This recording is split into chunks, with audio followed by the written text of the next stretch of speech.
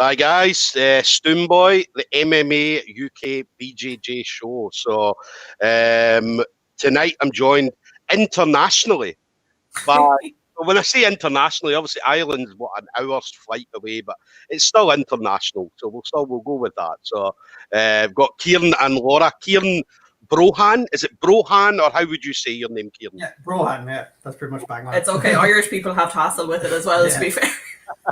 And then obviously Laura the Paor. So yeah, we're going to hear a bit about their journey, obviously how they got into jiu-jitsu.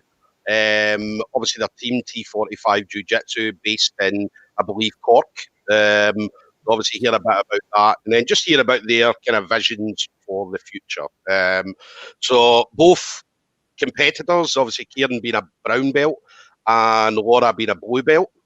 So yeah, both great competitors. You'll see Ciaran obviously on the kind of invitational submission onlys, doing a lot of them.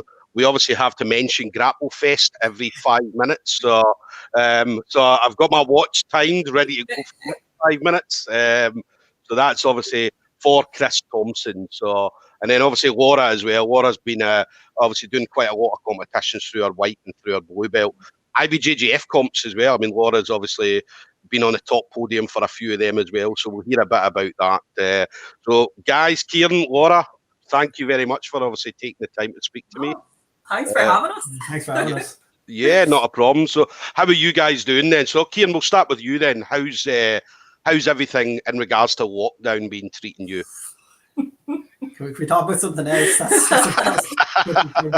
Seen a lot of these four walls. Yeah, knockdown too, I suppose.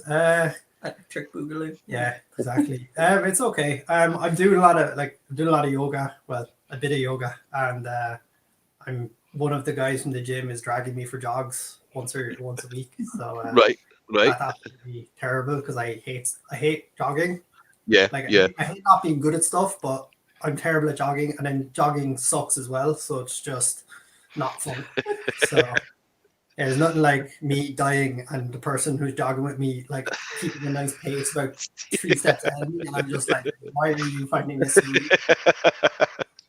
Oh, no, definitely. I'm with you on the jogging. I mean, I remember we were going to, I think it was the first Euros, and my coach, Marcos Nardini, was like, yeah, guys, let's go jogging. We'll meet up at 7 o'clock in the morning.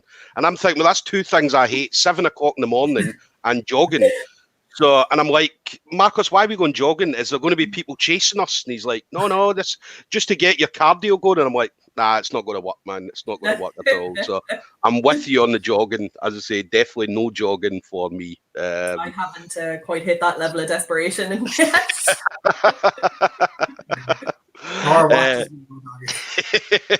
Definitely.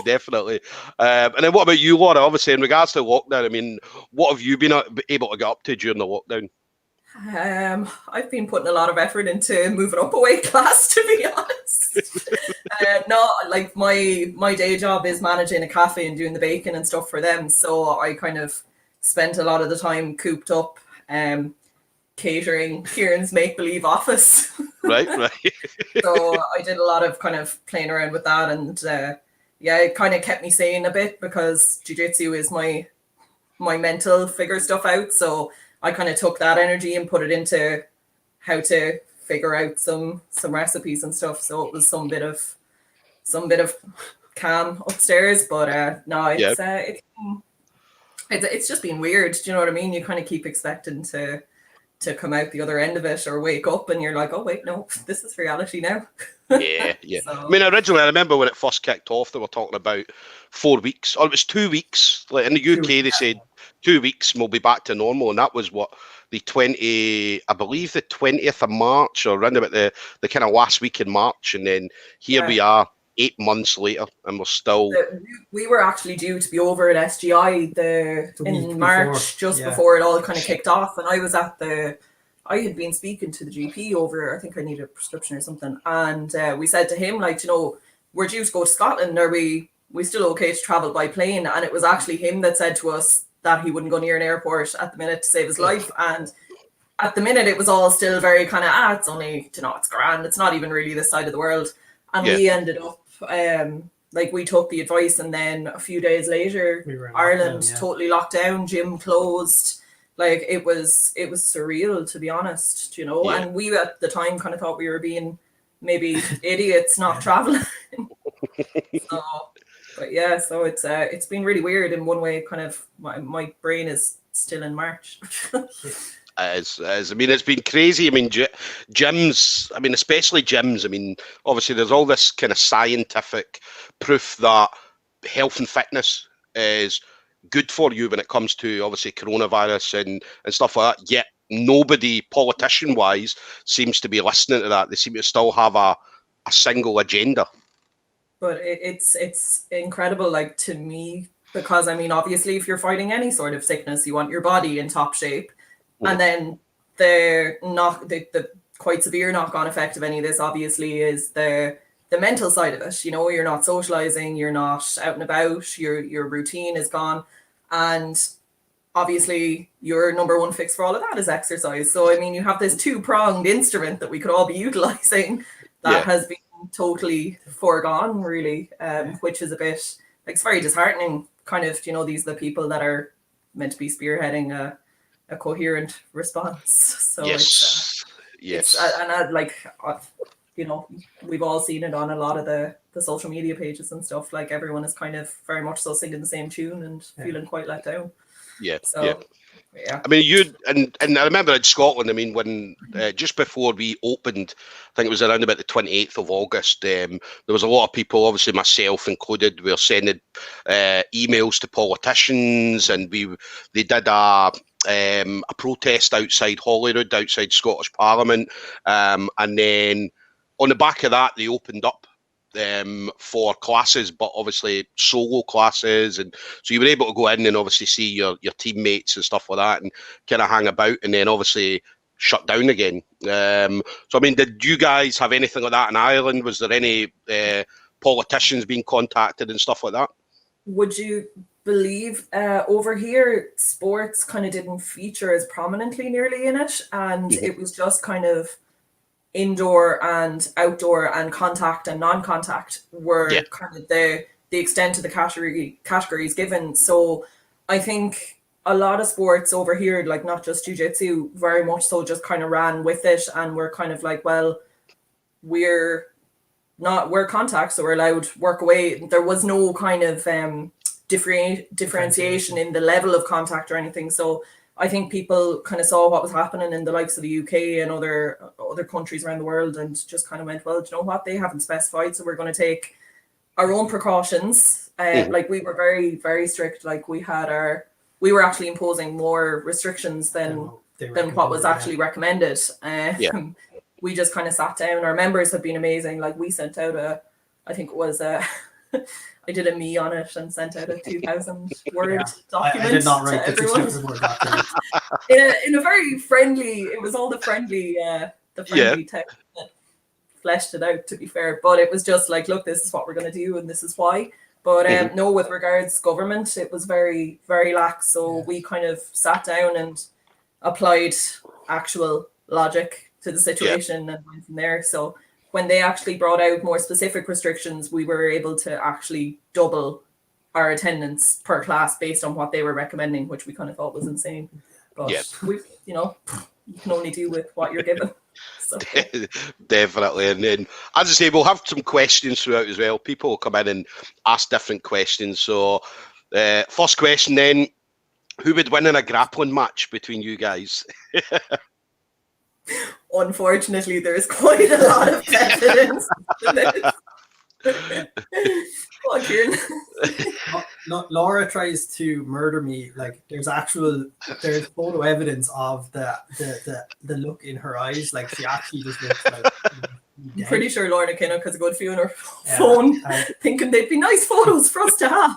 Yeah, it already starts off nice and playful, and then I do something that she doesn't like, and then I'm getting. He does jiu-jitsu. Yeah, I do jiu-jitsu, and she gets frustrated with me doing jiu-jitsu. The slap bump intensifies each time after each submission. Nice. I like to think I could do something, but I'm not going to lie to a live audience. And how do you, because obviously you guys train a lot together. So in regards to games, because obviously you know that if you're training with a partner for a long time, you'll get to know their game and stuff like that. So, I mean, obviously for you then, Laura, do you know Ciaran's game, or is there certain things that he maybe doesn't show you until you're rolling? I think some jiu-jitsu secrets. I think it's actually the fact that because he's head coach, he goes out and kind of does a lot. Like, he does stupid amounts of study on different things. So it's actually quite frustrating because you don't get a chance to get a handle on his game, because by the time you've figured out something else, he's played with 10 other videos and is now trying to do something else on you. So you've just about figured out how not to be destroyed with a worm guard, and the next thing he's doing something else. So it's good though. I mean, like, it's super training for me, because I never have a clue what's happening. So I've been there. I have been there, so I know that. And then what about you then, Ciaran? So obviously Laura said watching some videos and things like that. So you're watching videos. I mean, who is it you tend to watch, or is there maybe a mix of different people? A bit of everyone. I watch a lot of Keenan. I have a subscription to Keenan online. That's probably like one of my number one subscriptions, mainly because I think Keenan is probably one of the most innovative people in jiu-jitsu. Like, I know people are kind of like, you know, everyone swears by Danaher's stuff, but like, I think Keenan is kind of like really starting to push the boat with a lot of stuff in the gi, and some of his no-gi stuff, like, people sleep on his no-gi stuff, and they sort of think, oh, Keenan's just this worm guard guy, but like, some of the stuff he does in no-gi is phenomenal as well.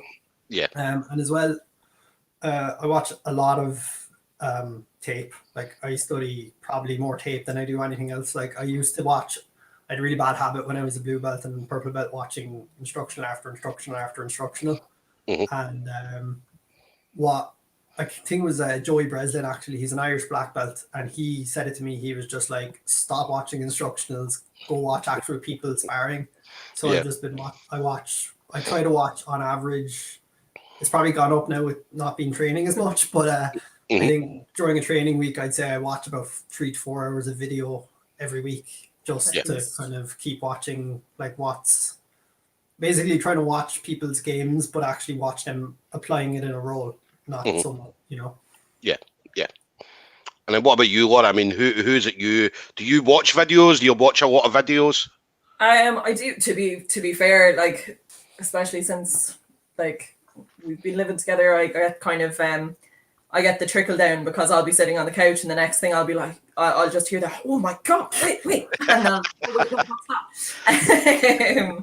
So, and then, like, a huge one for me would be Fionn, obviously, like, you know, being a female grappler as well. I think you'd naturally gravitate towards, like, seeing someone of, like, that kind of level and inspiration and personality as well. So I mean, like, you know, she'd be one I'd really look to. And then like, I'm going for all the female grapplers now, but like Sam Cook is another one. I did a seminar with her and Brad a year and a half ago now, I'd say, maybe 2. And I just found their teaching style and everything really kind of accessible, and quite a lot of things that I had never kind of come across before, especially at the level I was at.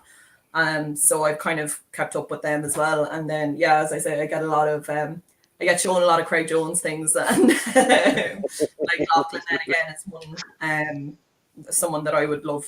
Like, I love watching his videos because of just how he actually breaks things down and that as well. So yeah. But I'm kind of lucky. I have the encyclopedia for reference material if need be.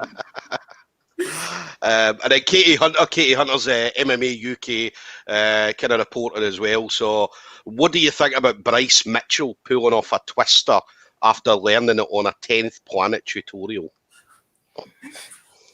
Yeah, twisters work, man. Like, I've been, like, I think people forget that they're there, but look, if you can learn it from a tutorial, fair play. Like, I've only ever been on the receiving end, so.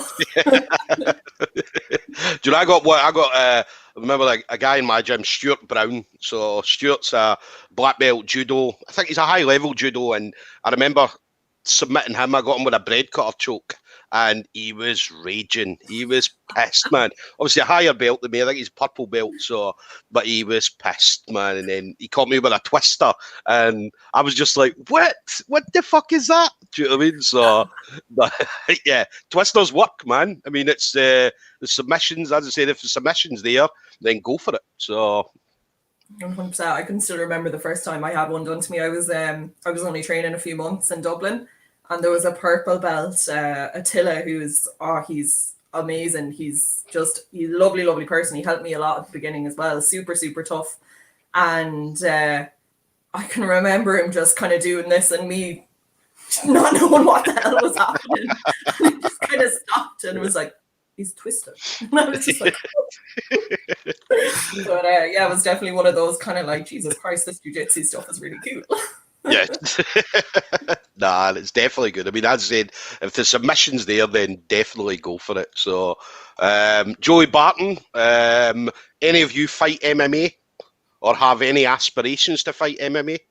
I did it back in the day, like when I was about 20, so like 8 years ago now at this stage. Yeah. I had 3 kind of amateur novice fights, not even kind of before the rule sets were as defined as they are. So it was kind of just jump in the cage and kick the other guy, basically. And yeah, I have no real interest in getting back into it, to be honest. I got injured. I broke my rib pretty badly getting ready for a fight, and something in my head just went like, nah, I don't want to do this anymore. So kind of focused wholeheartedly then on jiu-jitsu since then. Yeah. And yeah, like it's obviously paying off because like my jiu-jitsu has gone fairly high standard in comparison. Like I don't think I'd have been able to achieve the same level in MMA. I don't like getting punched in the face, like, you know. It's always a bad thing. It's always a bad thing. Not fun. And what about yourself, Laura? Is that ever something that you would fancy, or?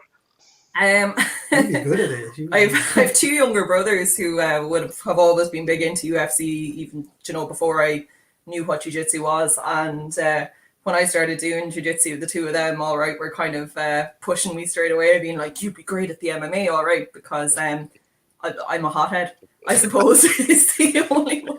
Like even in my jiu-jitsu, it's a very I spent a lot of time trying to learn how to calm down.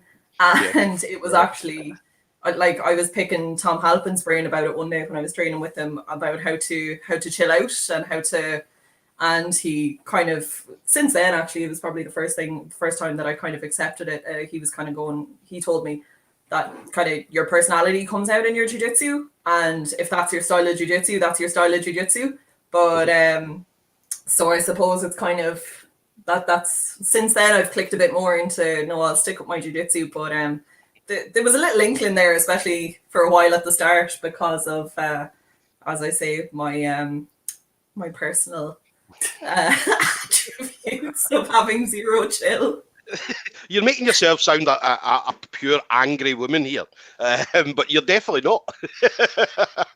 I'm not on the mats right now, so you haven't rolled with her, so. Sorry. I'm very nice, but and Peter Knox, can you show Conor McGregor some rear naked choke defense techniques? I think a blue belt could show him better rear naked choke techniques, to be honest. Yeah, but to be honest, like if Khabib is beating you up, Khabib's beating you up. I don't think it matters how good your rear naked choke defense is. If that man wants to choke you, you're. Yeah, well, if Khabib is sitting on your back, best of luck to you. Yeah. Well, that's what the next one, MMA funny. Conor tapped to a white belt. So everybody forgets Khabib is a white belt in jiu-jitsu. So they are probably the best white belt in the world for jiu-jitsu. Imagine strolling into a tournament and just being like, first round. The white belt who beat me up, like. So, and then, so obviously talking a bit about your journey then. So Ciaran, obviously starting with you, obviously a brown belt now. So, I mean, how long have you been into martial arts in general? I've been doing martial arts since I was 17. So I started in college.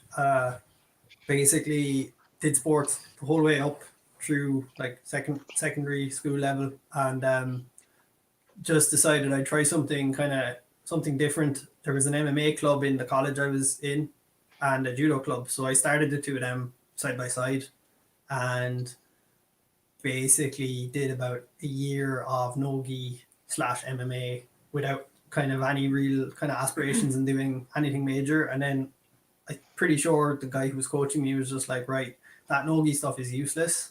So go put a gi on and like learn it properly. So put the gi on and pretty much been just training jiu-jitsu. Again, it was like a gradual progression. So I started maybe two days a week, maybe 2 hours a week, like most people do. And then it was like one extra class and then another extra class. And then it was like an extra 2 hours after class because I was doing extra drilling. And eventually it was just become like 3 to 4 hours every night of the week. Like, and it became a bit of an obsession of mine. So that's pretty much kind of how I got into it, I suppose. And, you know, I think biggest thing with me was like, I think I was kind of like probably very average until I got my purple belt for whatever reasons. Like I didn't really, like I was just a regular jiu-jitsu person, nothing like crazy. And then like, I don't know, was it the switch in my own head or whatever, but I started taking my own training a lot more seriously and actually researching stuff and studying. And then like I noticed a huge uptick in like my own performance in competitions, but as well, like my own skill level, like just shot up like rapidly. Nice. Yeah. And then what was it like then putting the gi on for the first time? Because obviously you'd been training no gi, so putting the gi on for the first time, how was that for you? It was about the same as everyone else's experience of first having the gi on. It wasn't too alien to me. Like I had done a bit of like judo with the gi, so it wasn't like I was like first time ever wearing it. So I still got choked by everyone. And it was terrible. But I'm pretty sure because of MMA, I tried to knee bar someone and I got in trouble for doing that. But that always happens. I knee bar everyone. Definitely.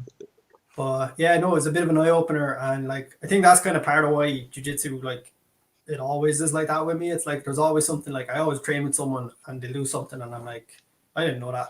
That was cool. You know, even to this day, like I've been training 10 years now nearly, and I'm like, I see stuff like Jay Butler, a good friend of mine, put stuff up online, some of his leg lock entries. I'm just looking at it, just like how, like I'm actually looking at my phone and then grabbing someone and being like, and then I can't look at my phone halfway through, and it's just like, so yeah, it's madness. But yeah, and then you mentioned about not being average until you were a purple belt. So I mean, you tend to find that happens a lot with people. I mean, they could be an average white belt and be a killer blue belt, or average blue belt, killer purple, and so on. So, I mean, what changed for you then when you got to purple belt? To be honest, like I think a big part of it was like my own responsibility for my actual training. Like I think when I was a white and blue belt, I just sort of like came to class and let, you know, whatever coach was coaching, that's what I was doing. And I wasn't really like, didn't really like follow anyone like of the like European or world competitors. I just kind of came down, did my jiu-jitsu, beat up my friends and they beat me up. And that was kind of how my evening went. But whatever it was, like I don't even know, was it like external thing or like internal thing, but it just basically halfway through purple belt, I just kind of, or not even halfway through, like very early purple belt, I just said, you know what, I'm gonna start taking this this jiu-jitsu thing a bit more seriously. So yeah, it just basically, because like I suppose your coach can only like, your coach is responsible for everyone in the gym, like 20 people, 15 people on a given night or whatever, and like he can't be responsible for everything you do, so you have to kind of take a bit of personal responsibility for your own development. I think if you want to be serious, like you have to kind of be a bit more kind of, no, I'm going to get better. Yeah, definitely. And then what about yourself then, Laura? So how long have you been doing it? How did it start for you? Just nearly 3 years, or no, over 3 years. Yeah, I'm trying to think. This year is just kind of screwed up all my timelines. We don't. This year we're not. I don't think we can count this year as a year. So if you've been training 11 years, it's 10 years, or so this year we'll just discount 2020 completely. So yes, 3 years now, I think, and it would have been summer 3 years ago, and it was actually a friend of mine in Dublin who he trained himself. And he kept going on and on and on at me that I'd really enjoy it and that I'd love it and I'd have to go in. And because I was kind of looking for something to get, like, I was sport from when I was tiny all the way up, but it was always team field sports. Hurling over here, kind of like the shinty, but slightly different, I think. But I couldn't commit to making the training. So I kind of didn't want to be that person who was letting the rest of the team down, and was looking for kind of something more individual, like kind of exactly what you were saying, that you can kind of take your own personal responsibility over your training. And it was Michael who eventually pushed me into going in. And he had actually moved back up to Belfast at the time, because I didn't want to be the person who came into a club with someone else. And I remember ringing him after the first class, and I was just like, yeah, take my money. I don't know what that was, but I want to do it. And that's kind of how the ball got rolling there, because I'm diagnosed on the autistic spectrum with ASD. So I have huge issues with personal space and touch, and like I don't even hug family members, we'll say, and like no word of a lie. And I had to bring my mother to this gym so that she could watch me train. And to this day, like, she comes to my competitions and everything, my mom and dad, and they cannot believe that it's the same person on the mats as it was. So it did huge things for me personally. Do you know what I mean? I suppose when you've someone putting a choke or a joint lock on you, you're not really worrying about the fact they're touching you. You're worrying about the fact that you're about to go snooze. It did wonders for me, and I just got kind of addicted to it then, and was, training. I started to see how much it was doing kind of for me upstairs with figuring stuff out, putting stuff together, taking stuff apart. And then physically as well, like, obviously anyone who trains any kind of martial arts will know what the impact is on your overall health. So it just became this thing. And then, like, I'd be a hugely competitive person. So when I found out that you could go and, friggin' compete with strangers, I was all over it. Like, so it's been an incredible journey, to be honest. Like, I have friends all over the world from competitions and that. Like, even like yourself and stuff, I know from shouting at other friends in other countries. So. Well, that's what we were talking about this earlier. I mean, when I first met Laura was we were at the Euros. I think it was 2019, I believe, 2019. So Lorna had messaged me Lorna Carrick had messaged me and said, "Stuart, I'm going to be on at 2 o'clock or 3 o'clock, whatever time it was." And I remember coming all the way up to the Odiveas, coming into the arena, and then standing just at her mats. But obviously with the Euros, you're not allowed to go mat side. So for anybody that's never been, you have to go in the stands. So you're shouting instructions, and Lorna's maybe 20, 30 feet away. But she can hear, so she can partially hear what you're saying. So at one side, I was standing at one side of the mat looking down, shouting instructions, and Laura was at the other side shouting down instructions, and we never knew who we were shouting on. And then it wasn't until, I think, after the first or second match that we realised we're actually shouting for the same person. So, and then Lorna obviously won bronze. Sorry. She didn't even know she'd won bronze. That was the funny thing. She was absolutely devastated that she hadn't won anything. And I'm like, no, you've won a bronze medal. Yeah. So we had to explain to her how she'd won a bronze medal. And you're like, yeah, it's because of the amount of people in the division. And she went away, and she was obviously emotional, very emotional. And then she kind of pulled herself together. And then the girl on the podium got a blue belt. And then that was it. It set Lorna off again, and she was so emotional at that. So that was the first time I'd met you, was at the Euros. So so it's good. I mean, you mentioned that. I mean, you meet people from all over the world. You guys will be the same. You can pretty much go most places in the world, and you'll know someone you can go and train with and things like that. So 100%. Like some of my closest friends now would be Glasgow. Like I lived in Scotland when I was very young. I've family in Ayrshire and that. So I was over visiting them and just looking for a gym to train in, and ended up in the Grip. And like some of the lads there are super, super good friends of mine now. Like I don't know where I'd be without them. And it wasn't really until I started training over there that I felt my jiu-jitsu just shot through the roof, like with my kind of general understanding and how I got on with it. But like the general welcome you get anywhere is just phenomenal. Like, you know, it's that's kind of what really drew me into it. Was I could never imagine like with that hurling, you'd never be on holiday somewhere else in Ireland and just stroll into another club. I suppose soccer would be the same, and just go, oh hey guys, I do soccer too, can I train? Like you'd be laughed out the gate. Whereas jiu-jitsu has this amazing unique culture of kind of, you know, hi, I like to recreationally hug people too. Yes. But you do when you meet someone and they do jiu-jitsu and you're like, whoa, you do jiu-jitsu, and then suddenly it's like, hey bro, how you doing? So we've been friends, man, we're friends. So but no, I love that about jiu-jitsu. I mean, as I said, I've been fortunate myself to be able to train in like America and train in like Portugal, down in England. Not been over to Ireland yet. I mean, I will get over. There's a few gyms over in Ireland I definitely want to check out. T45 obviously being the first one, so make sure I make my way to Cork and get some training. Yeah, so make sure I get myself over there once we get this craziness out the way.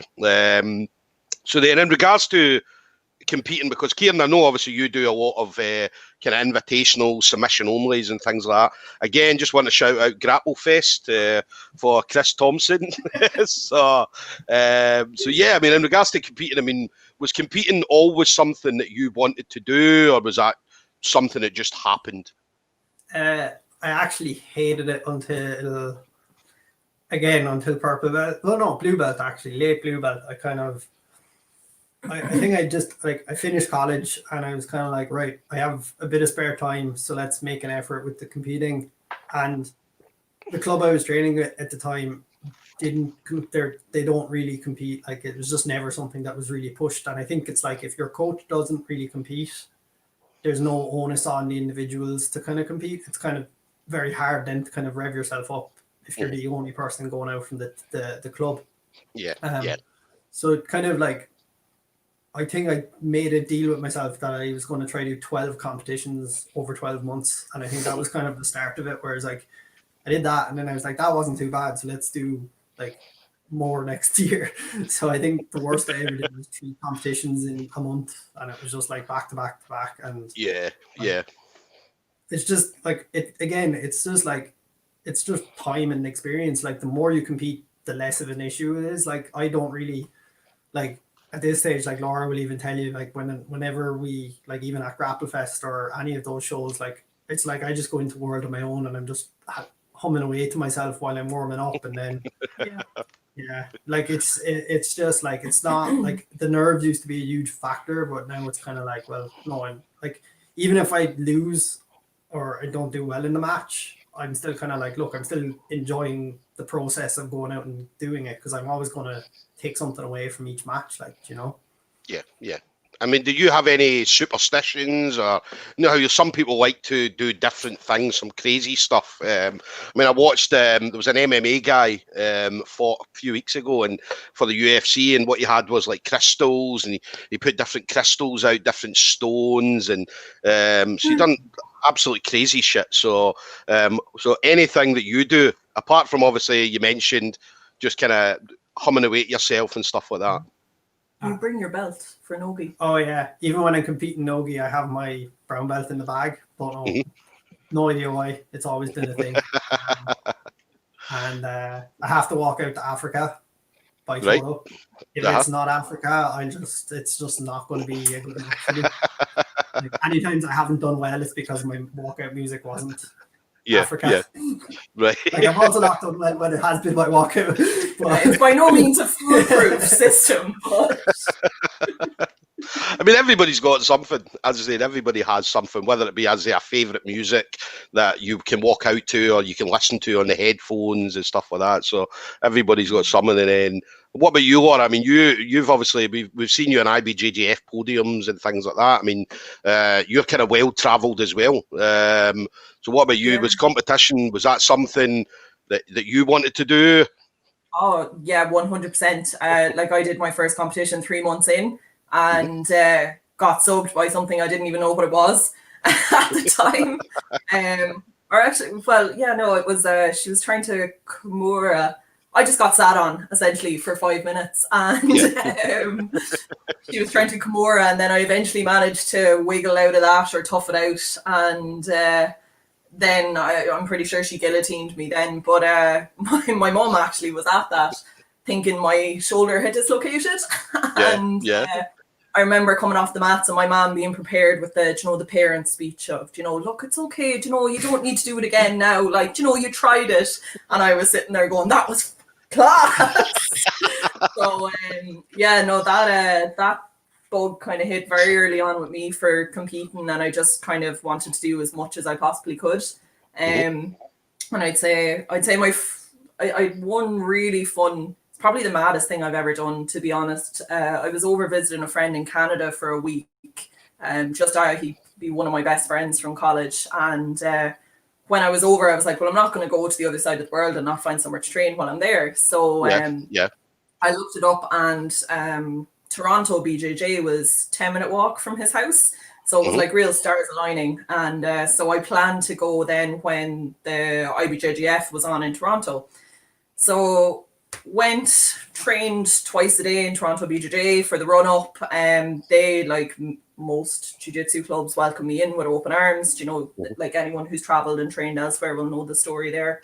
And ended up like I'd no one kind of, I was there by myself, went, competed, and I'll never forget it. I shockingly, for anyone who has ever competed with me or trained with me, I went for a collar drag for my takedown, and I got my takedown, and the next thing all I hear in the background in this real strong Canadian accent is, nice collar drag, Laura. And I was just like mid-fight being like, cornering me. So it was great. So I got to train there, and then that was in September, and then in November, I think, myself and one of the black belts that I'd made friends with in Canada decided that we'd both fly to New York and do the New York Fall. Right. So it was in the middle of a snowstorm in New York, and I got a text at 2 a.m. while still in Dublin from United Airways saying my flight was cancelled and wasn't going, no joy. So I got up and went to the airport anyway, and managed to book a flight 2 hours later. Flew out on the Friday. My friend competed the Saturday. I competed the Sunday, and then flew back again. And it was probably the most mental thing I've ever done. I'll never, it was just such an in and out, but it was amazing. And I met some unbelievable people there that I'm still friends with. So it was class. But it's been great kind of having those opportunities to go around and, like that, book a flight and go and compete. And not something I ever thought I'd get a chance to do. So especially not in the middle of a hurricane snowstorm. Was that your first IBJJF medal? Toronto was my first IBJJF. So I actually said nothing to anybody in the club I was in Dublin and everything. I think I said it to my coach, and that was it. Just my logic was, well, it's on the other side of the world. If it all goes absolutely tits up, then it's fine. No one will know. Yeah, we'll keep it quiet.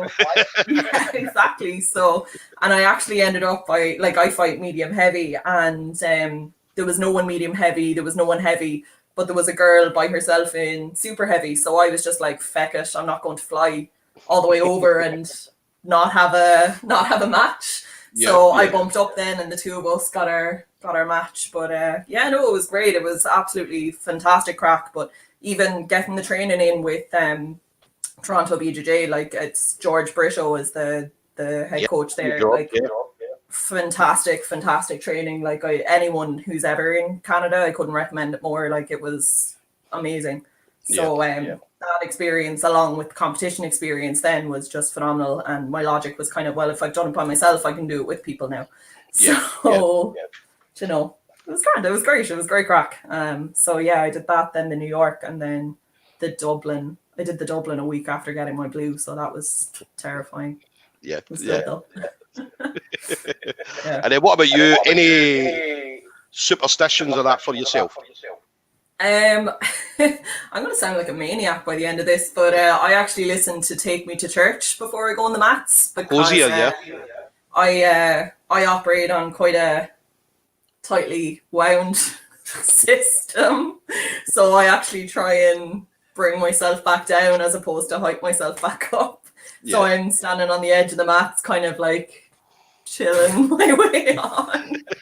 So there's a lot less of the jumping around, slapping my head, as opposed to the like. But that'd be my biggest one, and I suppose I read and kind of just try and switch off in the arena, because if I can kind of normalize the circumstances, then the mats are just mats. Whereas if I go in and it feels like hype, then it is. You know, it's kind of whatever you decide the day is going to be, it's going to be kind of thing. You know. So, but yeah.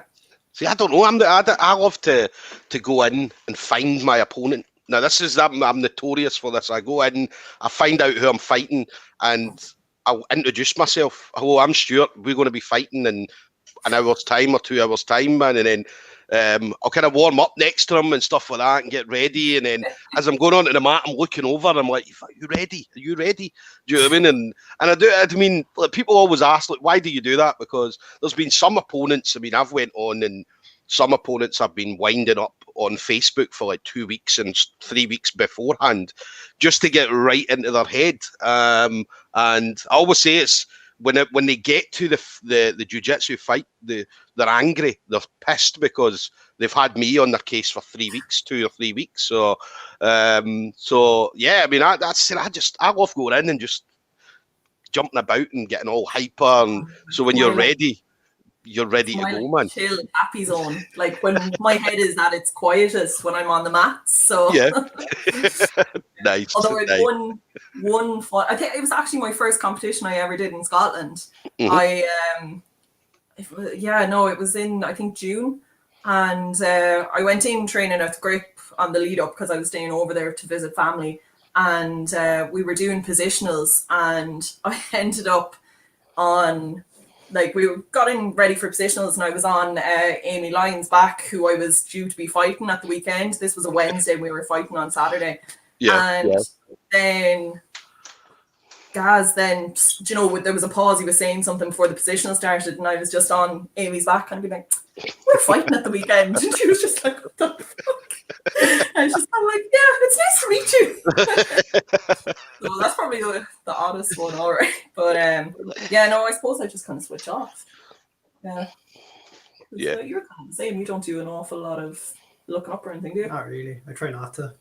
I don't look at the, like, the way I look at it is like if I look at someone, like I can't remember when it was. It would have been back blue belt, maybe purple belt days. I'd have a habit of like Googling people, like, so I'd look up the bracket and then I'd be Googling the names of all the guys in my bracket, and then I'd be watching like videos from like white belt matches from 2012 trying to like figure out what he was going to play. Like it was like a purple belt division, so it would be like he's probably gotten better since then. Probably just a little. Just a waste of time looking at people, like, and as well as that, like, I'm not going to put any of like my bad stuff on like any of my Instagram. I'm not going to put me up like my bad jiu-jitsu. It's all my flashy stuff. So like they're not going to figure stuff out from people's Instagrams. So I don't know. The way I look at it is like if I can do my jiu-jitsu, like I should be able to win the match just by playing my game. If I'm not playing my game, then I'm probably not going to win because they're playing their game. Yeah, you know? yeah. Nah, definitely. I mean, a lot of people would say it happens, especially at the earlier belts. I mean, white belt, blue belt, even at the purple belt, where a lot of people make the mistake of looking up their opponent and then seeing, and then it then kind of freaks them out a bit because they maybe watch a video and think, shit, he's better than I thought he was going to be, or they look at it, and if it's a bad video, as you said, looking and say, well, he's not very good, so I'm going to smash this guy, and then you go in and he's the complete opposite of that video. So so I know a lot of people get kind of, they don't like doing it. I mean, I love doing it, man. I mean, I love just fucking finding out who it is, and then, because I'm only 5'4", So when I go in, the guys I fight are all like 6 feet plus. So I need to get some kind of advantage. So my advantage is just to wind them up, and then get in there. And then like, let's do it. Let's see what happens. So I do it retrospectively sometimes.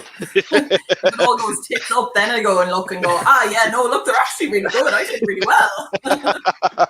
But I said it's worked so far for me, so I'll keep doing it. I'll keep definitely doing it. So and then Ciaran, obviously you Grapple Fest, so obviously talk a bit about that. So how did obviously your time on Grapple Fest? So when did that start for you? That was early last year. So the first time I was on it was February, I think. Yeah. So I had a match in February. You've been on it twice now? I think it's twice. Three times. Three times, yeah. Yeah. So I fought. I think I was supposed to fight. It was Jack Sear, who's just got his brown belt in 10 Planet London. And I was supposed to fight Jack, and then Jack pulled out a week before, so I ended up having a match against Jordan Cooper. And that was an absolute barn burner, to be honest. It was one of like the most crazy matches I've ever had.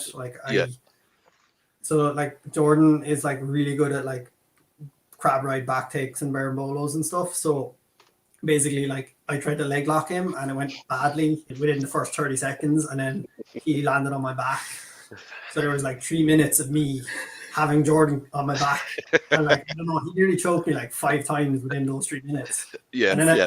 Then I got out of it and then spent the rest of the match hunting his legs, and it was literally just like I was on a leg lock, then he was on my back, then I was on a leg lock and he was on my back, and it was 10 minutes of that. I've never been so tired in my entire life, to be honest with you. And like it was just like I lost. I think it was a split decision that I lost on that one. Like it was a really close match. And then Chris asked me back then for a match against Neil Atkins. So Neil's legit black belt. Like he's won the Euros at Brown, I think. So like Neil's a tough guy. So I kind of took the match, but I think because I had a bit more time to prepare for the match, I was like able to kind of set my head like I know what he was looking to do, and I knew what I needed to do to win the match. So it was a lot easier to kind of be like prepare my own training for it, and came out, and to be honest, the whole match like pretty much went to plan.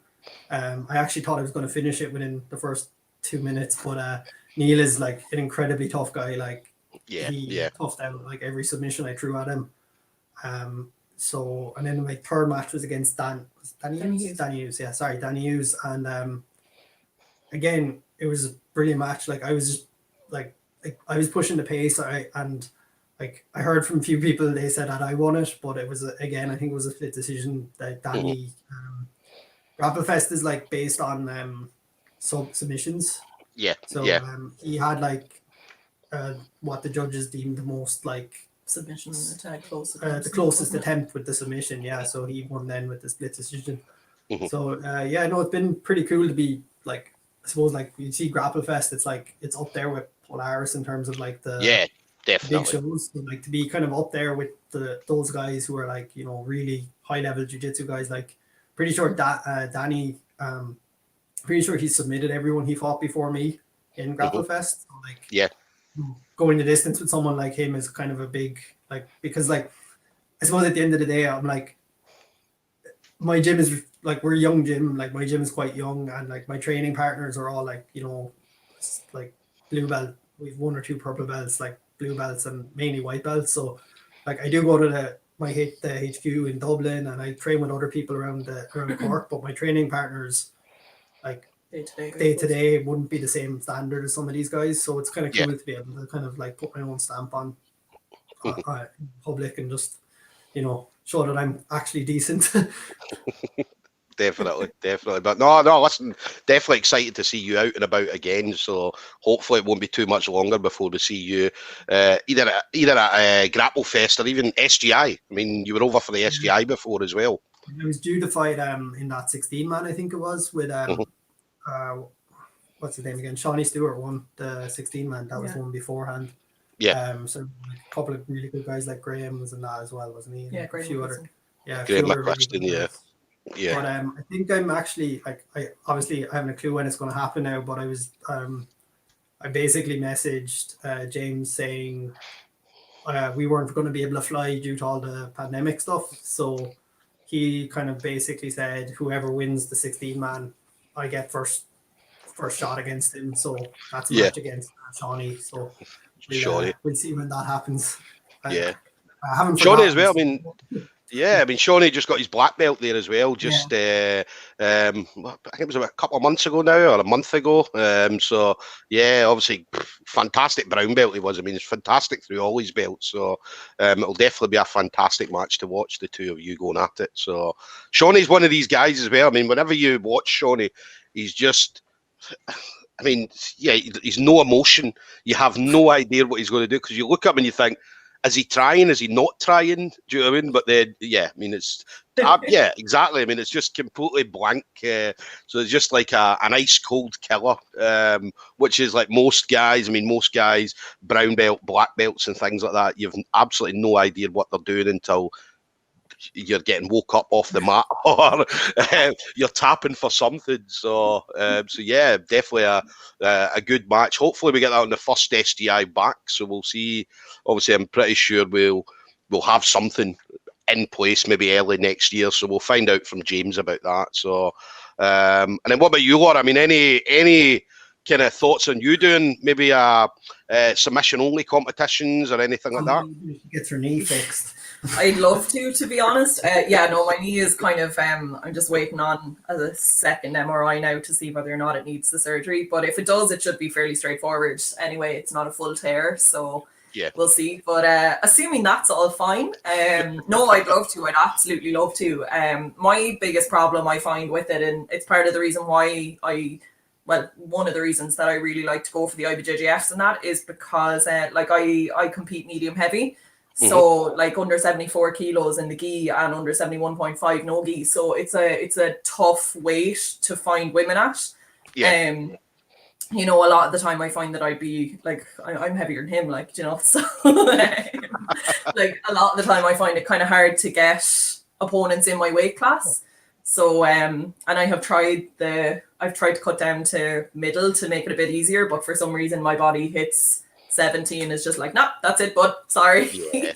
So, I mean, I'm not, you know, I kind of for a while played around with the idea, but there's no point in eating nothing but spinach and water and then not feeling up to a fight at middle anyway. So I kind of like to go where I feel healthiest and take whatever I can get. Yeah. So but that's the thing. Like I've done it before in quite a good few competitions where I've jumped up weight categories because I prefer to take the fight than not have any. So I mean, if there was one out there, I'd love to. I'd absolutely love to get on any of those kind of sub-only cards, you know. I've been working on a little bit of my leg lock knowledge because that would have been a huge gaping hole. One of the many, but one of the prominent. So obviously, like before you step onto any of those kind of sub-only mats, it's an area you have to spend a little bit of time on, whether or not you're able to actually submit from it, but at least know enough to get the frig out when you need to. Definitely. So you're about under 74 then. So under 74, yeah. So yeah, anybody submission only competitions, SDI, man, it'd be good to get you on SDI. I know you've been over. So, Danielle was we were meant to, all right, but she actually had to pull out. So unfortunately she was devastated as well, like, but hopefully, I mean, like, look, at some point we'll if someone is around who'd be up for it, it would be class. Or I'll just take Cogs anyway, James Cogs, if he's out there. Well, that's one thing. Do you know what we talked about? Me and Ciaran talked about this, and then we kind of, every time Ciaran posts something, I just usually post and say I'm waiting on the comment, I'm waiting on it. So, and then, but Cogsy kind of let me down there quite a bit. I mean, I know we were talking about this, Ciaran, but he hadn't commented for a while. He kind of disappeared off Facebook, and then suddenly came in with a comment. And you're like, he's back. He's definitely back. So. But yeah, a fight with Cogs, you'll smash Cogs, Laura. So you would smash him. No bother. No, I've this very bad habit of letting him get into that deep half guard and thinking that all will be fine. Definitely. No, that's his game, man. That's his game. So, and then, so it takes on to this question from MMA Women. Can the best woman in jits compete and beat the best man, or would you say that strength beats technique when you are similar skill levels? I don't like. I suppose it kind of, to me, it would depend on the overall style as well would come into it. Like I've trained with and spoken to like different women kind of in different gyms, I suppose, around the world. And like kind of what a comment that has come up quite a bit is that some women tend to be a little bit more passive in their attitude, and it comes across in their game. Kind of like what I was saying earlier about Tom saying to me that your general personality will come across. So I think if you, be it male or female, if you come up with a grappler who is passive versus someone who's kind of more naturally aggressive, that will kind of come through. So I think that actually tips that statistic in favor of the strength and the men kind of thing, as opposed to it being a man-woman divide. It's just kind of a like, without generalizing horrendously here, I think women grapplers can sometimes be a little bit more passive in their game, which allows then whoever they're grappling with to get into those kind of more dominant positions and are happier to play from their back or happier to sweep rather than go for the pass. Like, I mean, again, if you look at the likes of Fionn Davies, do you know what I mean? There's no, you'd never in a million years say that she'd be out grappled someone, do you know, pound for her, like male, female, demigod. Like, you know, so I think to me anyway, in my limited experience of what I found competing and training in different scenarios, a lot of it comes down to the overall attitude, you know. Yeah, what about you? No, it definitely comes out, like, it's similar because like we train in T45, like I'm the coach, but I'm like probably one of the smallest guys on the mats bar. There's one guy who's 50 kg, but he's the smallest guaranteed. But but like it's one thing I've tried to do with my students is like we try to get like it's not even aggressive, it's just like imposing your game. Like it's a real bad habit everyone has in jiu-jitsu. It doesn't matter if you're a guy or a girl, but like we have a habit, like someone sweeps us and we just let the sweep. We were kind of like, oh cool, you know, we got swept. Whereas like I think if you kind of get into the habit of like, no, I want to, like, I'm playing my game, like you're trying to sweep me but I'm not letting you sweep me, it's like, or if you sweep you get back up. Yeah. So like that wrestler attitude to a degree. Like I think physicality is going to come into it no matter what size you, or whether you're male or female. But if you're a smaller guy against like I train with some guys who are pushing 100 kg and like they'll try bully me, and like, you know, that's just like they're just stronger than me, so that's their attribute. Whereas, you know, I can either get into a battle where it's going to be my strength versus their strength, and like, you know, that's not going to work out as well for me.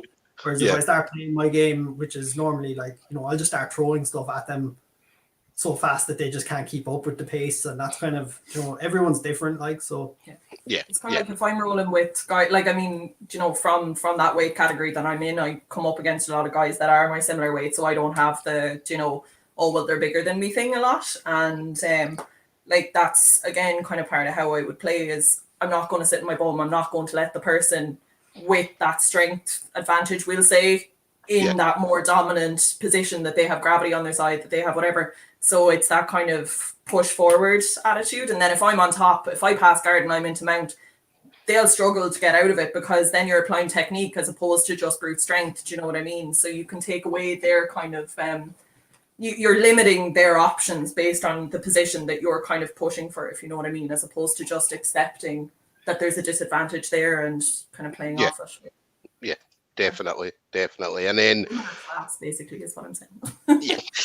And then MMA fitness, how fit do you need to be to do jiu-jitsu, or can anyone do it?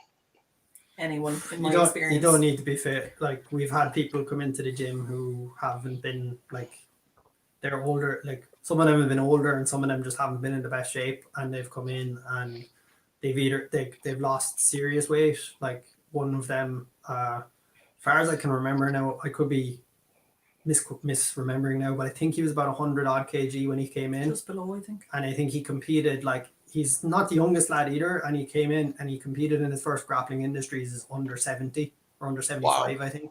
So he lost like 25, 30 kilos. Yeah. Well, like when I first stumbled into that jiu-jitsu gym, I was like, as I said, I was always big into sport, but I had taken about a 4-year break for college and studying and that.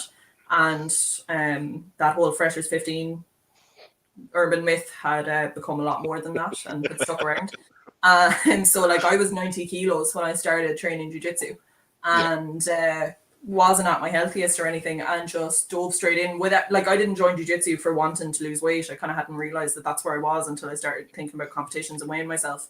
And I was down to 70 within 3 months, because you're just moving. You're not that I think is the big difference between jiu-jitsu and going into a gym just for traditional exercise, we'll say, because you're mentally engaged in what you're doing and trying to figure out. So it's that engagement that kind of, you don't have space to be worrying about how you look or what you're doing. Like, do you know what I mean? In that sense, or what anyone else is doing, you're solely focused on your task, and you don't feel yourself getting tired. You don't feel yourself working until all of a sudden you weigh yourself for your first competition and just go, holy shit, I have to change category. Do you know what I mean? So I think anyone 100%, just do it. Like there's I don't know, I can't remember who said it, but someone was just like, the best days to start jiu-jitsu is today and yesterday.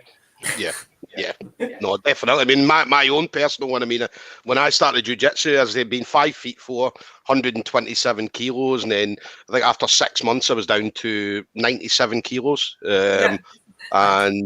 But my problem was out of competition. So see, when I'm not competing, you put the weight on. So I probably lost and put on more weight than 4 people. Do you know what I mean? So yeah, just because I said I'll drop, I'd probably, I don't know, maybe 6 to 10 kilos before a competition. And I'll do it not sensibly.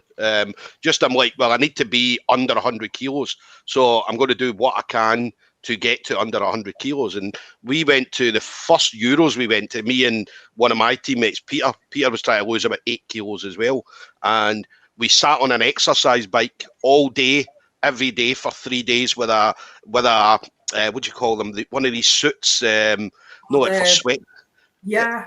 So a sweatsuit. We sat on it for 3 days, and we didn't move. I mean, we came off for an hour, emptied the suit out, weighed yourself. Right, okay, we're still X amount of kilos away. Just stupid. Do you know what I mean? Like, we were professionals. I mean, we're not professional athletes. So yeah. I mean, I'd say the last few competitions I've done, I've just been like, do you know what?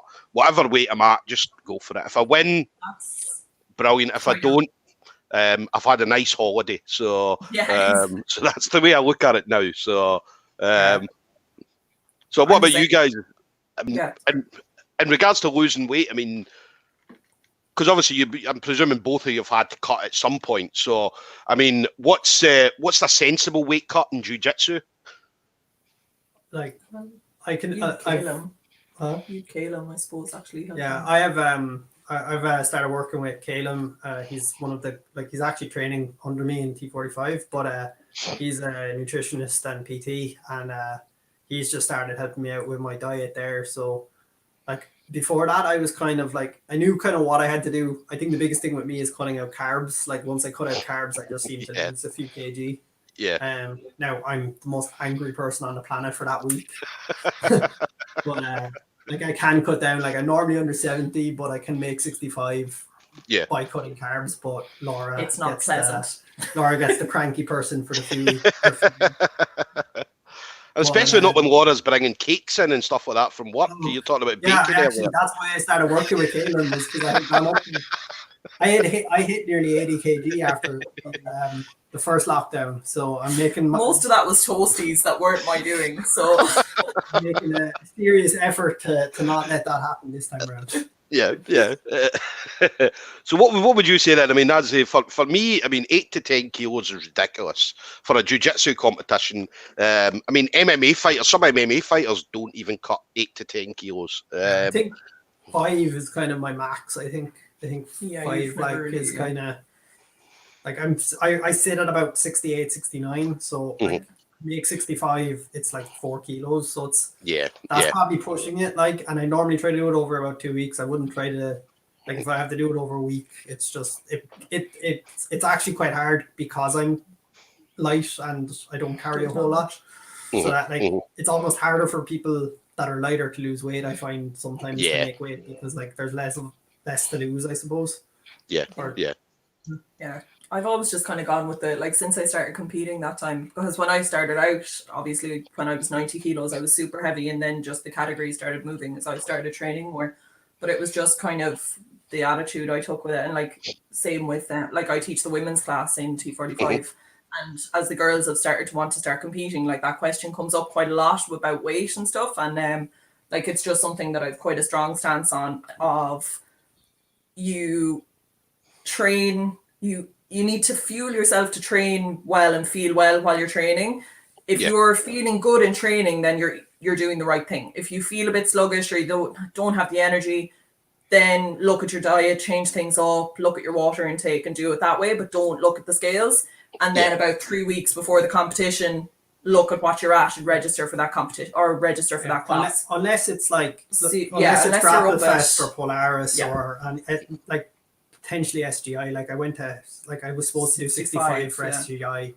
And like for invitationals, it's a set fight. Like you know your match, you know who your match is against. Whereas like with a competition, like I've done, like I remember doing a blue belt division once that had 26 people in the Irish Open, and I had like 6 fights. And I think I went out after my 6th fight and I didn't even medal, or like it might have been more than 26 people. Like it was mad numbers of people. And like if I had tried to cut down to make a weight class for that, I wouldn't have been able to do 6 fights. You know, my energy crapped out of me at the 6th fight. Like, but you know, it's my biggest thing is to be able to train and just it's meant to be enjoyable at the end of the day. Like, do you know what I mean? As you say yourself, like we're not professional athletes. We're not. Like if you have to sit there miserable, feeling like you can't have a slice of bread in the morning, then you know at the end of the day, like you kind of want to you have to weigh up that balance. Yeah, exactly. No, I remember when I went out to America. I remember I was fighting at the World Masters a few years ago, and when I got to America, it was the first time I'd been in America, and I'm like looking at all these places, like, oh, there's a Denny's. I'd seen Denny's on the TV, or there's I can't remember what was the other one, Popeye Chicken or something like that. And I've seen all these. So obviously you had to go in. I've seen it on the TV. I need to go in and get something. So I had no idea. I think I was there from the Thursday, and I was flying out to. So I went to California first, and then I was flying out to Vegas to fight on the Friday. I think it was the following Friday. And I remember by the Wednesday before, just before I was ready to fly, I'm like, I've not weighed myself. I hadn't weighed myself at all. I needed to be under 100, and I'm thinking, shit, I've been eating Denny's, I've been eating this chicken, I've been doing all this. And I'm like, oh my god! And I remember before I left Glasgow, I was about 102 kilos without the gi on. So I was thinking, right, obviously I need to cut weight when I get to California. And then I got to the weigh-ins. I'd weighed myself before I went to the competition, and I was 95 kilos. And I'm thinking, what? How's that even possible? And it was just because of the heat. I mean, the heat was so. Do you know what I mean? It was so hot. I mean, I've been Scottish. Do you know what I mean? It'd be the same with you guys being Irish. I mean, we're not used to this hot weather, so it was. It was very, very hot. Vegas was. I don't know if you've ever been in Vegas. Vegas is. It's like being in a sauna outside. So. We did. No, I competed in the Berlin Open. You didn't compete in that, did you? Munich. Sorry, we went to the Munich Open there last summer. Yeah, there was no in mine. And it was the hottest. Like it was so. It was warm. that heat wave. It was that heat wave in the middle. That 40-degree crazy heat wave. It was. Yeah. I was in the bullpen, and I actually thought I was going to pass out. Like I had water, and my eyes were starting to go fuzzy. Like I couldn't see properly, and then. I don't know how I competed. Like I'm pretty sure I blacked out while I was competing because I don't remember the actual match properly at all. Like it was not fun. And then it's the first time hearing of this. And then I was like supposed to be cornering my friend Steve, and like I'm pretty sure I wasn't like focusing on her match at all. I was just focusing on the fact I needed more water. She won though, so like I must have done a good job. incoherently shouted the right things. But it's the same as Crystal Palace. I don't know if you fought at Crystal Palace down in London. And Crystal Palace is where they have like the British, the London Open and things like that. And you go in and Crystal Palace is like all glass windows. Right, so when you go in, especially in the summertime, I mean, obviously the sun's coming in through the glass windows, and it's just like a greenhouse. You can imagine a hot greenhouse. That's exactly what it's like, and you can feel it when you're trying to breathe when you're on the mats, and you can't breathe properly, and then you're worrying about somebody choking you, but at the same time, can I breathe properly? So, it's proper. I mean, the heat's horrible too. So. Definitely horrible. So, and then obviously T45. So, how did T45 come about for you guys? Ciaran? It was kind of like, I suppose, in the works for a while. Like a friend of mine basically wanted to start a jiu-jitsu club in his fitness gym, and he had been kind of like egging me on to basically start coaching. So I kind of started out once, but I think my biggest thing was I didn't want to be a coach as a purple belt. I wanted to wait till I got my brown, because I just feel like you have that little bit more of a, I suppose, a stamp.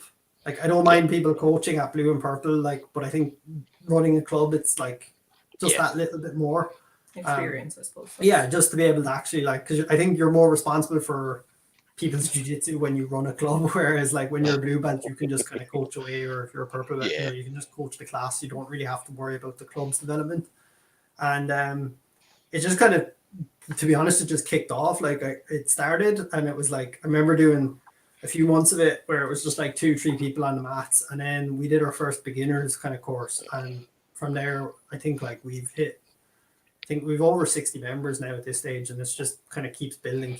Like, I know even in the middle of the pandemic, like we went back for the few months of training, and it was actually nearly busier than it was before the pandemic. It was bizarre.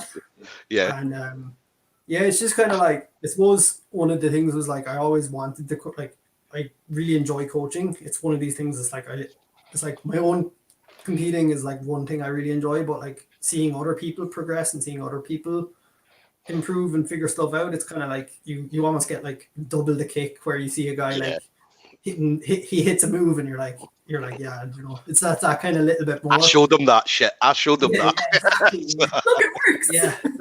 You know, it's just that cool little, like, or you almost see people, you get the eureka moments, and then you see other people having the same eureka moments a few months or years later. You're kind of like, yeah, I've been there. But no, it's really cool. And it's just like, I think I've always kind of, I suppose I kind of, with T45, I wanted to give it my spin on what I felt like a club needed to be ran like, in terms of we're very open to other gyms. Like, I know a lot of gyms kind of have issues with, like, you know, they don't allow cross training, and there's, you know, politics, but we're like as far away from that kind of side of jiu-jitsu as possible. Like, I'm literally, everyone come train. I don't really care who you train with, just come and train. Like, if you train jiu-jitsu, you're cool, just come in, like, you know. So it's been about 2 years now, I think, since we started. So it's been mad. Aside from the pandemic, that's the only downside at the moment. But it's flying. And where did the name T45? So how did that name come about? It sounds a lot more kind of like there's a story behind it than there is. So we're based in the east of Cork.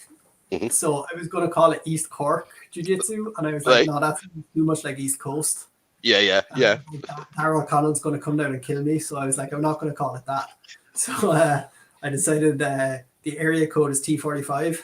Right, so okay. I was just like, if it fits. So we need to come up with a much better I need to come up with something about how the shaman's called it. So it's all got to do with angles of submissions. But no, it's good. I mean, T45. I mean, it's a catchy name. When you've got a jiu-jitsu club, you want to have a catchy name, so something that just kind of rolls off the tongue. T45. It's an easy one for someone to remember. So just take me to T45, and then you're there. So, but story's cool as well. Do you know what I mean? As I said, you don't need to come up with a different story, Laura. Definitely not. I know it'll be cool because, like, I mean, even we're kind of on Mark 3 at the minute of kind of like the development of the gym. So even though the area code now is slightly different, it's kind of like that legacy that refer back to this little area. So you kind of have like the geolocation of the whole thing tied into the name. So it's kind of nice, you know? Definitely. And then what's the vision for the future for the gym then? So what do you hope for when it comes to the gym? Well, we're at the moment we're kind of in a decent sized unit, and I think the next big thing for us is like we've like gotten our clearance to start kids classes, but the pandemic we're holding off because like we could have done it 2 months ago when we were open, and it's like you have to run the kids classes, but then you have all of these restrictions in place, and you just kind of want to be fair in the kids as well. Like a lot of them, it would be their first ever interaction with martial arts, and we just kind of decided that we didn't want it to be with face coverings, with stay away from everyone. Like it's meant to be an inclusive thing, and it would have just had to have been ran as the complete opposite. So we just left it. So we want the kids to kick off. I think keep throwing the women's.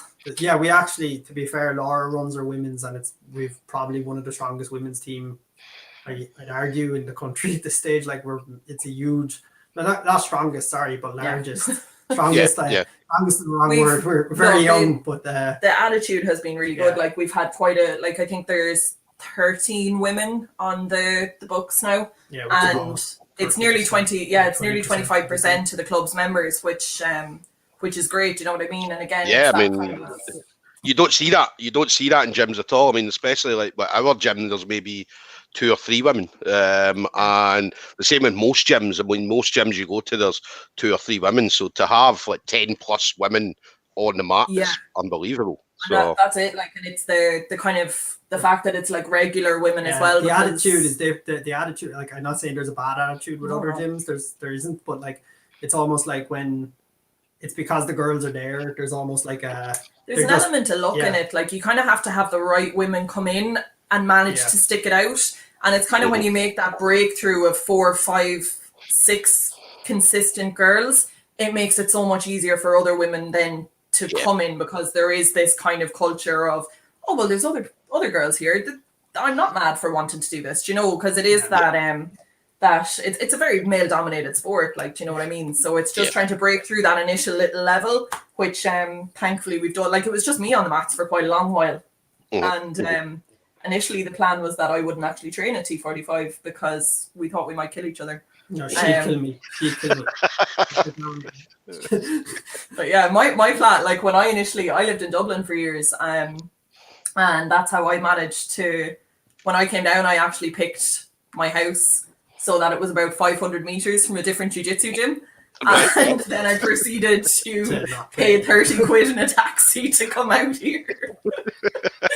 So no, it was good. Like we'd have very different, very, very different strengths and weaknesses. So kind of, he does all the actual jiu-jitsu, and then I yell at people for standing on the mats, which she's the real boss. Like, the lads are afraid of her. Like, I'm coming across really hard. I'm really nice. You'll be messaging people in the future like, "Hi, it's Laura the Paor. Can I come and train at your gym?" No, definitely not. No, sorry. For reasons. But no, listen, you do need that. I mean, you do need obviously a team. So obviously you've got someone who does the jiu-jitsu, and you need someone else who is almost like the enforcer, or the person that kind of enforces the rules and stuff like that. Because not always will you see, not always will you see the gym owner or the head coach or whatever disciplining everybody. So it's down to obviously someone else or students and things like that. That's it. And I think, it's that kind of dynamic where, like, your head coach, their primary focus should be on coaching and developing people and, creating that atmosphere that is lovely to walk into. So then it's kind of handy that I can kind of be slightly because I've had to be on the sidelines with the injury at the minute anyway, but it just means that all of the necessary stuff, especially given everything going on at the minute, like kind of having to, beat people's foreheads and stuff with the thermometer, all of that, like all of our records, all of our sign-ins, all of our temperature checks, it can all kind of be done independently of the coach, if you know what I mean, so that when people get as far as Ciaran, It's just, right, it's time to enjoy jiu-jitsu. Do you know what I mean? And then I can sit on the side with the little wipes of shame if someone steps off in bare feet. Do you know? So Definitely. And then somebody popped a comment on there about competitions, so weigh-ins for competitions. So obviously, as we know, weigh-ins, different competitions have different rules. So, I mean, in regards to like Grapple Fest, how do you weigh in for that? Is, I think it's about 1 or 2 that day. So it's the same day, but it's you have a few hours beforehand, so you can kind of like if you're on edge, you can kind of like not eat too much food and just on it. Yeah, exactly. Like I didn't have to do it. To be fair, it's under 70, but you know, I wouldn't have eaten a heavy dinner or heavy breakfast. I just have like some coffees and stuff, and then we'd go have something to eat before. What was it? Samurai was the night before, wasn't it? The video. No, Samurai was the morning before.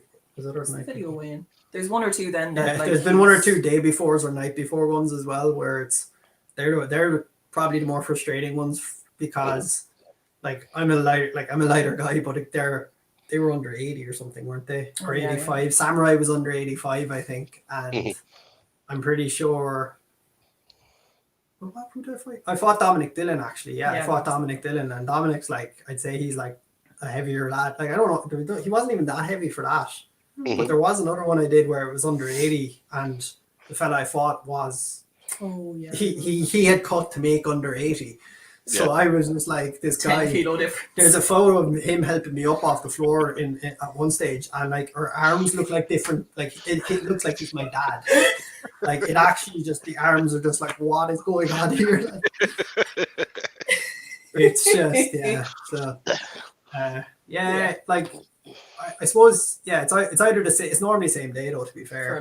Most of them. I mean, no, it's SGIs, you can do the day before or same day weigh-ins. I'm sure that, and obviously coming from anywhere that's outside Glasgow, you're able to do video weigh-ins as well, so which is good.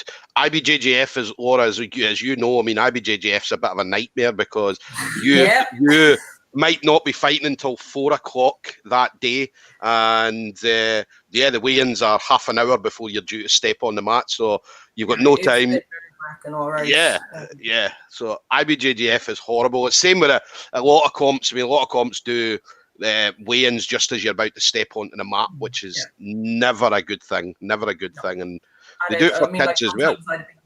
In the upper bit of my bracket, and you're nearly scared to be taking water on, that you're going to push yourself over. Do you know what I mean? And it is not a very, very pleasant day. Yeah. I've been there. I've been with teammates with a lot.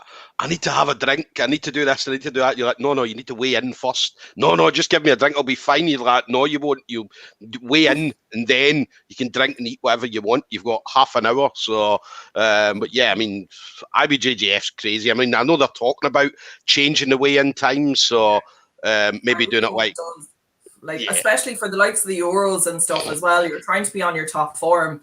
And as you say, if you're one of the later ones in the day and you're like, especially like, you know, like coming from Scotland and that as well, over like sometimes you're going to different climates, that's going to affect you. It's, you know, and like there's been comps where I've been on and off the scales in the hotel the day before, being like, okay, for some reason I've put on 0.5, so I can't do it, you know, and it's just silly. You kind of drive yourself around the twist for no real reason, you know, so trying different scales as well. So you're trying different scales. You're like, right, I was 90, I was X amount on that. I'm lighter on that one. We'll go with that one. So,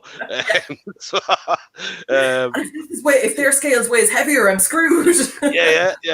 Buying lighter gis because the lighter gi will give you half a kilo of a difference. So I mean, we always try our best to try and cut weight. But yeah, I mean, the weigh-ins. I mean, the weigh-ins is always something that people complain about. I'd say hopefully IBJJF follow suit like a lot of people and do like beginning of the day weigh-ins. So I can imagine the queue of people waiting to get weighed in at 9 o'clock in the morning. So it would be a big queue. So, but hopefully they do change it. So yeah, weigh-ins depending on the competition. Depending on the competition, it can be whatever time. So and then for the future for you guys then, in regards to competing, So I know you mentioned you've got your BJJ board on the wall, your goal board. So obviously it's not getting filled in at the moment. Yeah. So but, I mean, once we come out the lockdown, 20 plus matches in 2020, and two. So yeah, I mean it's so I mean what happens then when we come out the lockdown? Are you going to go back to your goal board and do what's on that at the moment? Are you going to set up new goals? I'd probably personally anyway, I'd probably be reassessing. I'm kind of delighted that the ADCC trials are kind of postponed for the year, because that was one of the big ones for me this year, was to go do them and the Nogi Euros, but obviously neither of those are happening now at this stage. Curious to see how the IBJJF will be next year in the Nogi because of the heel hook rules changing. So that would be that would be an interesting one for me, because for the last 2 years with the IBJJF, I've been like doing 2 different rule sets. So my gi game is like basically a very watered down version of my no-gi stuff, because I can't do half of the stuff I want to do. Has led to some very angry confrontations with some refs on some mats. I've had some arguments with referees as well. It's just like, it's a frustrating thing when the competitors know the rule better than the referees do. Like, I understand that with some of the lower belts, like, you kind of err on the side of caution, but you know, like, if I'm like, I play the knee bar saddle stuff when I can't heel hook, so like I obviously know when I'm reaping and when I'm not reaping, so I'd just like for the refs to be able to like recognize the same things, like, you know. So, see, I'm a referee, and as I say, they do get it wrong. They do get it wrong, as I say. But if you get it wrong, your hands normally go up and say, "Do you know what? I got it wrong." Yeah, I mean, once they stop the fight and they call the fight, I mean, there's not really, unless they go to the head referee and say, "Look, do you know what? I made a mistake. It was my fault. Can we restart from standing, or can we do that?" But normally the head referee usually says no. So. No, there was an interesting one, all right. I've never actually seen it happen before, but I think it was just the one with me. Yeah, this was in Germany, and so it was stopped for reaping, and him and his opponent both were like, "No, it's fine because this is here and this is fine," and they both wanted to continue, but the ref, it was the oddest decision ever. He untangled them a bit, put them in a different position altogether, and then restarted. So it was kind of. Yeah, it's like I'd spend like 5 minutes, well, not 5 minutes, but I'd spend maybe 2 minutes setting up a knee bar. Finally got in on a knee bar, and then nearly got disqualified, and then wasn't allowed to finish my knee bar. So it was just like, it was an odd one. It was really odd, because, you know, you'd imagine it's either, "No, I'm sticking to my guns," and you're disqualified, or, "Okay, no, it's fine," and continue. But it was like, we'll do half. That was one. It'll be fun. It'll just be great, to be honest, to be back to competing in any way, shape, or form. Yeah, I'm starting to get a bit like antsy. Yeah, antsy, especially with like the Polaris now, and there's submission series there last week or the week before. So seeing those, I'm kind of starting to get definitely a little bit more kind of like, I want to go. Like, it was kind of the first lockdown. I think I was kind of a bit more okay, because I was like, you know, it's not that long of a gap, but like, we converted the house into a gym as well. We actually, we had mats in our gym for the first time for the first lockdown. So that was that helped. Except it was good to get our living room back, because like you had to like take your shoes off to walk through the house. So you kind of couldn't get from, like, you know, the bedroom to the bathroom without like bowing twice. So took a lot of time. Nice. And then last thing for you guys, I mean, obviously it's Ciaran, it's been a long journey for you so far, obviously a long way to go, and then obviously still quite early in your journey, Laura, but anybody that you guys want to thank that has kind of helped you, or sponsors that you want to mention, obviously Grapple Fest, again, Chris Thompson. Chris, get that out of the way. He doesn't sponsor me now, like, but I have to thank him. All right, so we'll take that away. He doesn't sponsor Ciaran, so forget Grapple Fest, guys.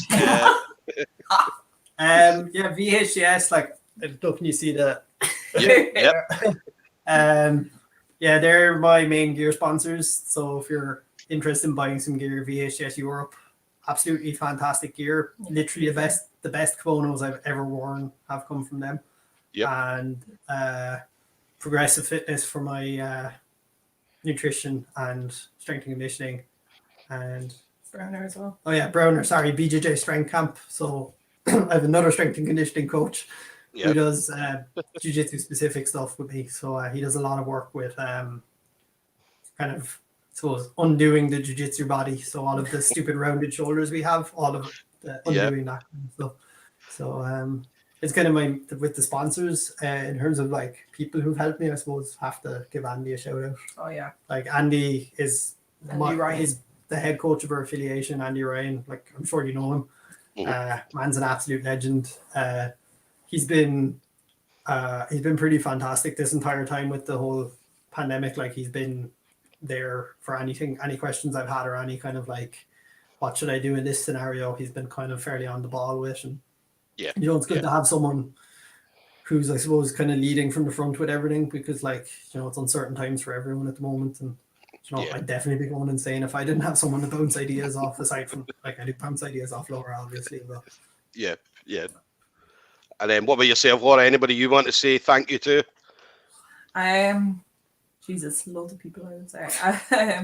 No, well, massive thank you that direction. Anyway, like it's been phenomenal, I suppose, to kind of get the opportunity to like run the women's class, and kind of, I suppose, like, to be super cliched, like to share jiu-jitsu with other people, considering it's done so much for me personally. And then I suppose Gary Christie and Paul McVeigh as well, I have to say, have done huge amounts for me out of the grip house. Like they really just kind of took me under their wing. All the lads in the grip, being honest with you, like they've done huge amounts for me. Like even like they've cornered me at almost every comp I've done, even over in Dublin, like because the lads are over competing and stuff as well. For that first Dublin competition, like I lost 2-1-1 in my division and was about to walk out of the arena, tail between my legs, and came over to lads, and they basically marched me back up to the absolute and made me sign up. And through the lads cornering me and sticking around, specifically, I think 2 of the lads, I'm pretty sure, nearly missed their flight. And like they managed to corner me to take the gold on that, like, as well. And they've just they've done a huge amount for me. So massive thank you to them. And there's probably loads more people that I'm forgetting, but and Cogs for constantly putting me in my place. Definitely not Cogsy, no, definitely not Cogsy. Do you know what I mean? But listen, we're stuck at that match. If James is looking for a match at SGI, Laura versus Cogsy, so we'll get that match on. Laura's up for it, so this is going to be something Cogsy, I will greatly regret. Listen, if Cogsy says no, then that's a win for you, Laura. So we'll count that as a win. We'll get that on Smooth Comp. So, but no, listen, it's been an absolute pleasure talking to you guys. I'd say so happy to get a hold of you guys just to hear a bit about your journey. Well, obviously, Ciaran will see some more comments that you put up on Facebook, and I'll jump in on them every now and again just to wind Cogsy up. And Laura, we'll see you as well at hopefully at competitions, the both of you competitions in the near future. So, but listen, it's been a pleasure, guys. Thank you very much. All right, take it easy. See you later.